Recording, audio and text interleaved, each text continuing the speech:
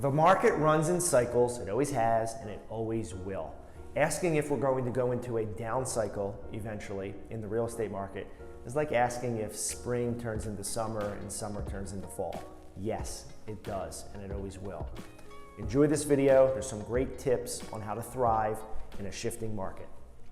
I wanted to take a couple minutes to talk about a mental exercise that I do every day and that you should also.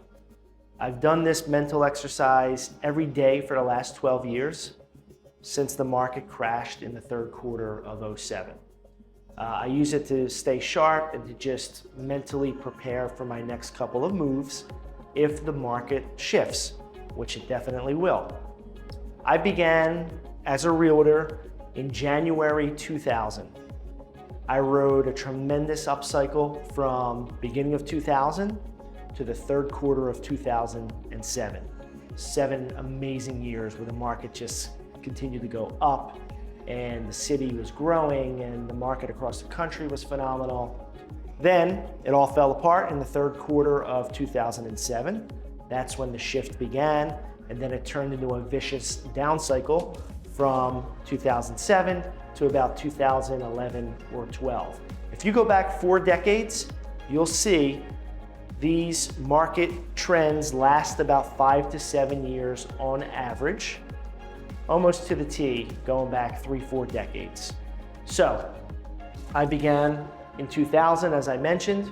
Right now, in 2019, we are coming off of a very rapid upcycle, which lasted about 7 years or so, 8 years. And the market is just starting to crest and roll over and slow down a bit. The market is shifting.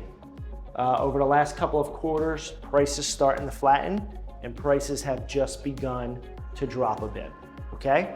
So when the market crashed in 2007, and that's not what we have now, we don't have a crash, we have a little bit of a correction, but when the market crashed in 2007 and got worse in 2008 and 9, I always said to myself, if this ever happens again, I'm gonna be ready. Because I wasn't through such a cycle back then, but I have been through a couple of cycles now.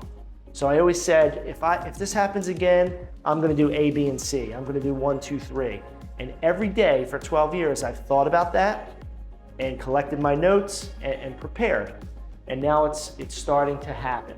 So I always play this game with myself just to prepare.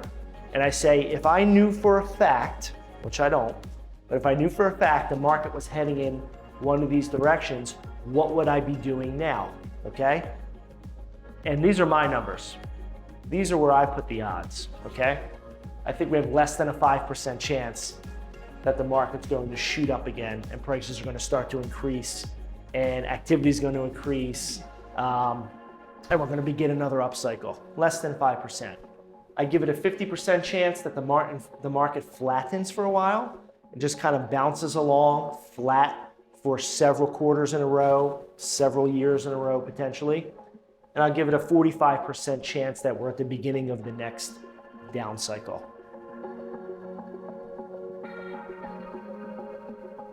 I was riding high in 2007 after 7 years of a tremendous market. Then the market fell apart. And from 2008 to 2009, I think my volume and income dropped by 50%. Then from 2009 to 2010, my income and volume dropped again by 50%.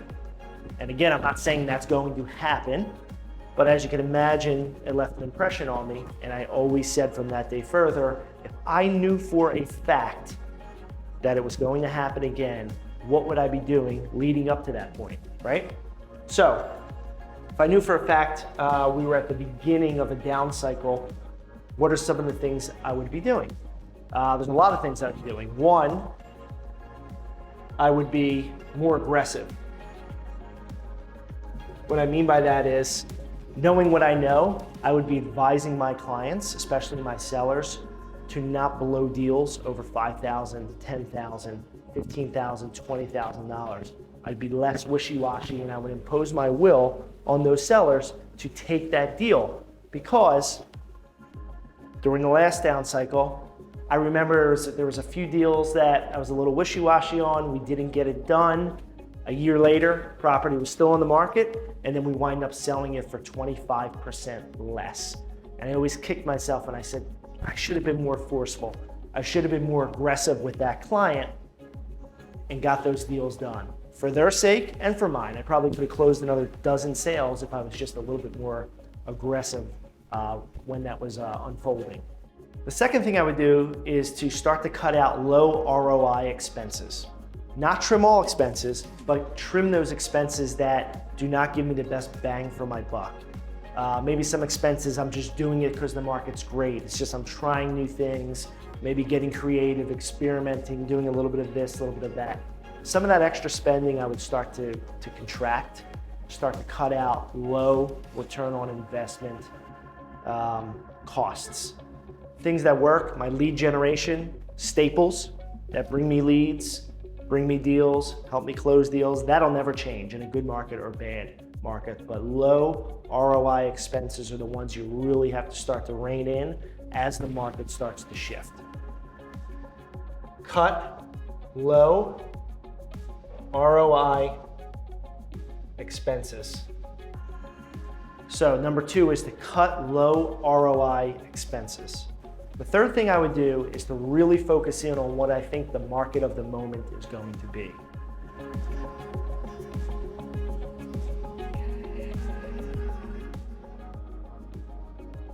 What I mean by the market of the moment is this. In 2007 and 2008, as the market started to dramatically shift, the market of the moment became the short sale, REO market, foreclosure market. And a lot of us agents that were able to recognize that early on in the shift and pivot towards that part of the business was able to really thrive in that down market and really pick up some business that we didn't normally focus on, like short sales, foreclosures, REO bank business. In the good market, it really wasn't there. In the bad market, in the shifting market, it became the market of the moment. So always try to figure out what that market of the moment is going to be and jump on it early in the shift, not 4 years down the road. Early on in the shift, jumping on it is the key. The fourth thing I would do, if I knew for a fact we're at the beginning of a down cycle, is I would advise my clients specifically and accordingly.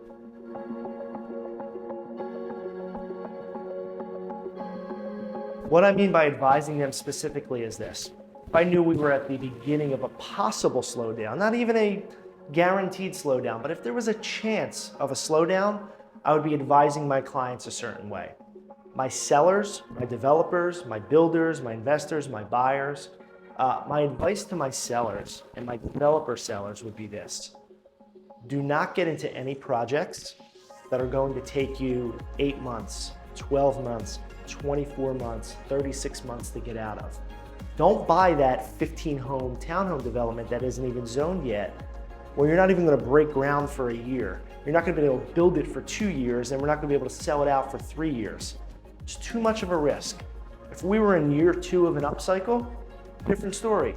If we're in year 7 or 8 of an upcycle, where the potential for a shifting market is imminent, and if the data is already starting to play out like it is right now, where you have a softening market, where you have prices softening a bit, you should not be buying 3-year projects. It's way too risky.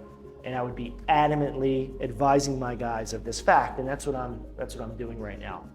My sellers, not my developers, but just my sellers who have a home to sell, one property to sell, I would really be advising them to take every showing seriously, every feedback seriously, and every offer very seriously, deadly serious. Sometimes sellers have an attitude to just blow off offers if they aren't perfect when they come in. You really need to pay attention to this, and you really need to advise that seller that, hey, 8 out of 10 lowball offers that come in, we close. We get them up to a acceptable number. So just don't blow it off. You can't wait for the next offer that may never come in a shifting market. And here's a tip for buyers in a shifting market. Now, the type of buyers I work with are predominantly investor buyers, developer buyers, builder buyers. My advice to them is to keep your powder dry. The market's shifting in a relatively short period of time, potentially. you're gonna have the pick of the litter of deals. You're gonna be able to swoop in and buy properties at a discount, at a bargain. So if you have the ability to just relax and wait a little bit, keep your powder dry, wait for the right time to swoop in and scoop up some properties. If I knew for a fact the market was going to turn and we were at the beginning of a down market, my fifth tip would be save as much cash as you can.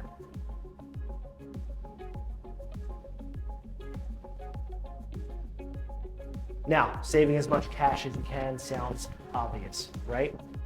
But it takes discipline. Me personally, thankfully, I've always lived way, way below my means. So it wasn't hard for me in 2007 and 8 and 9 when my income changed and was reduced dramatically because I always lived well below my means. If I knew it was going to happen again, and I knew we were at the beginning of another downturn, I would really be hoarding my cash, right? For a lot of reasons. For obvious reasons, you want to have as much cash on hand as a reserve for your business, for your personal life. You also want to have cash available to make strategic decisions in a down market for your business. And also as someone who might be looking to buy a home for my family or invest in a piece of real estate. I would like to keep my powder dry as well in a down market for those reasons. So live below your means. It's the key to a long, successful business, especially in real estate.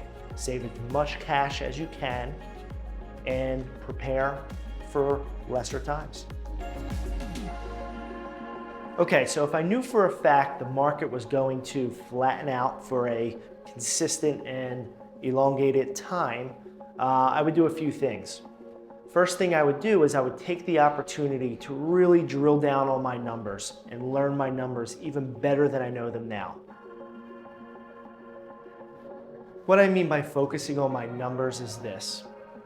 Right now, I know what my average price is. I know what my average commission is. I know what my average days on market is for my listings. I know how much I spend per listing. I know how much each transaction costs me. I know what my P&L says. However, in a slowing market, in a market that kind of levels out a little bit, what I found is there's a little bit more time to work on your business rather than just in your business. We're never slow. Even in a bad market, we're super busy. And in a good market, we're super busy. We're never slow. But with a more even-keeled, flat market, there tends to be a little bit more time. So I would take that time to really drill down on your numbers. Spend a couple extra hours a week just refreshing your numbers, getting them all up to date, knowing them inside and out, because that is going to help you make some big decisions in the future. It's going to help you make some big decisions currently, where we just came off of a up market and now we're flat. And if we ever go up again or down again, which we will, having those numbers prepared, up to date, accurate, will guide you and it will help you make some big decisions. Decisions on where to spend, where to hire, where not to hire, who you can hire, making some big decisions like adding another assistant. Just having those numbers and knowing them inside and out is paramount. Another thing I would do in a more flat market or in more of an even-keeled market is I would spend a little bit of extra time bulletproofing your transactions.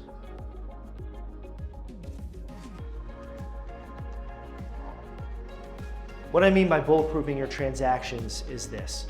We're not in an up market anymore. Sales have slowed, prices have come down a bit. So it's even more important to make sure that these deals that you're closing do not fall apart along the way. What I did is I hired a transaction manager. Her sole job is to take every one of my files from contract to close and just bulletproof that transaction. She has a spreadsheet that's probably 50 or 60 columns wide, and she follows every one of my files from contract to close and make sure it is perfect and there are no loopholes, no opportunities for any fish to kind of squirt out of the net. So no holes in the net.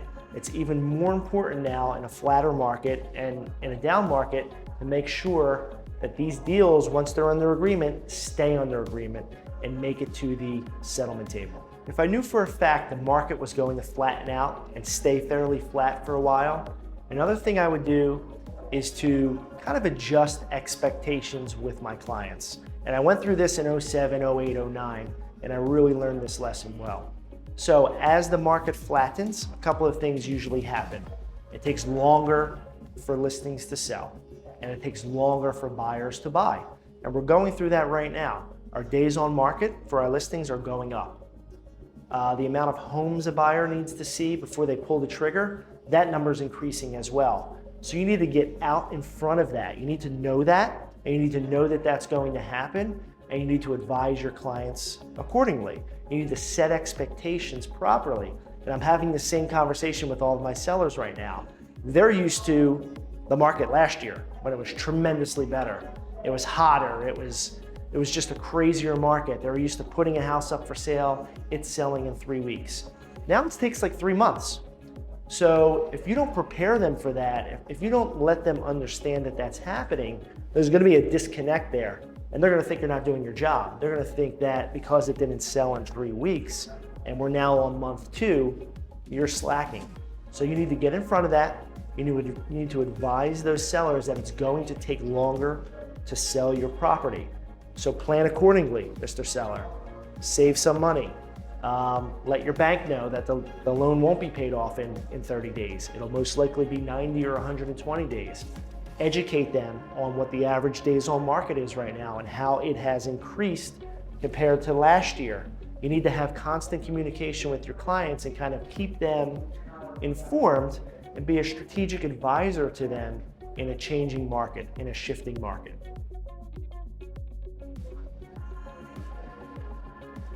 Set proper expectations. If I knew for a fact the market was going to take off and go on another vicious upcycle, what would I do? I mean, what can you do? There's not much to say on this one.